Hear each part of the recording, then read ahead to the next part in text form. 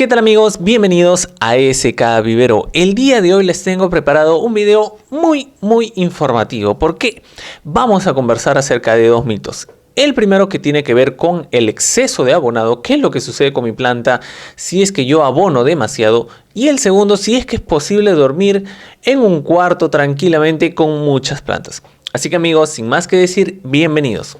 Muy bien, a ver, vamos a comenzar con esta primera parte, el cual voy a dedicar a la frase común: mientras más abono es mejor. Lo he escuchado innumerables veces, en realidad, ya sea en el cultivo de las orquídeas, ya sea en el tema de las plantas carnívoras, ya sea en plantas ornamentales en general, etcétera, etcétera, frutales. Creo que en más de un cultivo hemos nosotros podido escuchar la frase: mientras más abonas es mejor, mientras más fertilizas es mejor.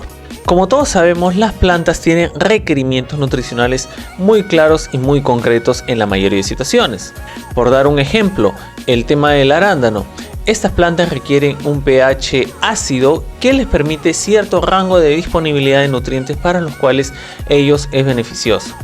Ahora, ¿qué es lo que sucede cuando nosotros incorporamos en demasía algún componente muy puntual? Supongamos pues algún exceso de abono, algún exceso de fertilizante.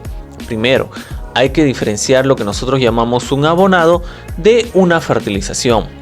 El abonado es, aunque suene un poquito redundante, básicamente materias orgánicas. Estoy hablando de compost, humus y relacionados. La fertilización, básicamente estamos hablando de compuestos en base de sales, las cuales de una u otra manera pues brindan nutrientes, como ya los he mencionado anteriormente. ¿Qué es lo que sucede si yo fertilizo demasiado? Para empezar, a ver, lo que va a pasar, en muy pocas palabras, de manera muy rápida en realidad, es que vamos a tener problemas con sales. Como les menciono, los fertilizantes, la mayoría, por no decir casi todos, son básicamente compuestos a base de sales.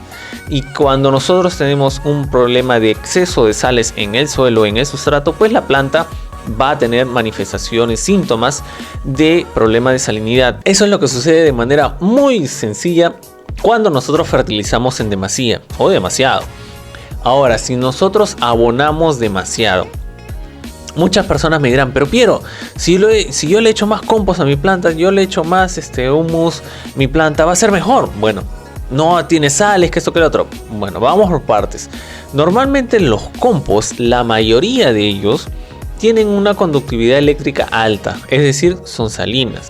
Ahora me pueden decir: pero Piero, el compost, el humus son fuentes orgánicas pues que no deberían de afectar mi cultivo. En teoría pues tienen razón. Sin embargo, hay condiciones que no siempre se repiten y que no son normalmente ideales, las cuales pues de una u otra manera van a afectar el hecho de echar sobreabono o digamos echar un montón de compost, de humus a mi planta. Les pongo un ejemplo muy sencillo. Supongamos que tenemos compost. La mayoría de compost son salinos, ya que como tienen que estar constantemente humedeciéndose y a veces la calidad del agua, si no es la adecuada, al final el compost va a terminar con una conductividad eléctrica alta.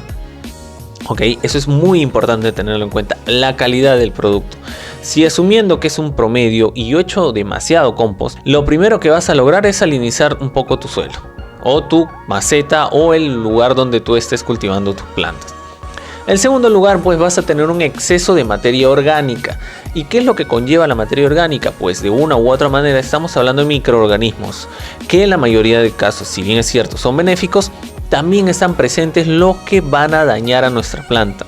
Y si nosotros tenemos un lugar pues que no está bien aireado, no está bien llevado, y encima le metemos una sobrecarga de materia orgánica, pues lo que va a pasar es que van a comenzar a aparecer patógenos que van a afectar, pues queramos o no, a nuestras plantas. Eso de manera muy sencilla, y creo que lo resumo en una frase que todos hemos escuchado alguna vez: todo en exceso, exactamente, hace daño. Así que para evitar cualquier problema en el futuro, pues sigamos las recomendaciones de los requerimientos nutricionales de nuestras plantas o de nuestros cultivos, o simplemente tener en cuenta las proporciones adecuadas para tener un sustrato muy beneficioso para nuestras plantas.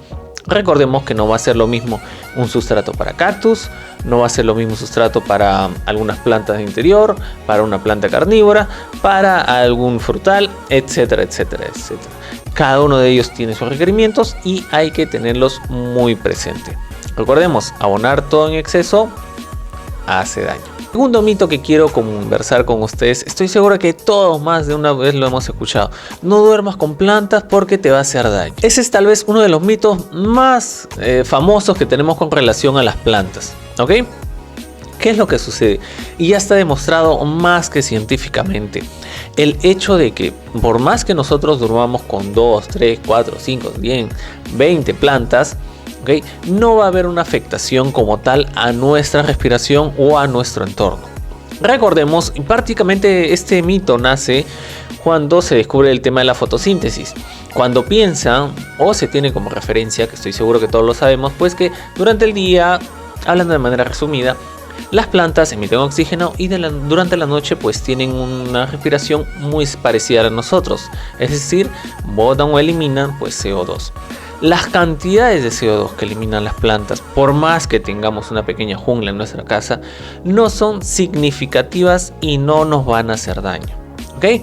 Lo que sí hay que tener presente, señores, es elegir una buena planta o un buen grupo de plantas si es que nosotros deseamos dormir con ellas. ¿A qué me refiero? No vamos a colocar pues plantas que tienen un alto requerimiento en cuanto a luz, es decir, plantas de sol o plantas de media sombra. Vamos a colocar plantas que les encanta la sombra. Para ello existe el término de plantas de interior, ¿ok? Así que hay que tener en cuenta eso. Más que el hecho de que me vaya a quitar el oxígeno, no voy a poder dormir bien, etcétera, etcétera. No, señores. Más que eso, es importante elegir de manera adecuada qué planta vamos a utilizar para nuestra habitación. Bueno amigos, espero que este video les haya servido mucho en cuanto a la información, ¿ok?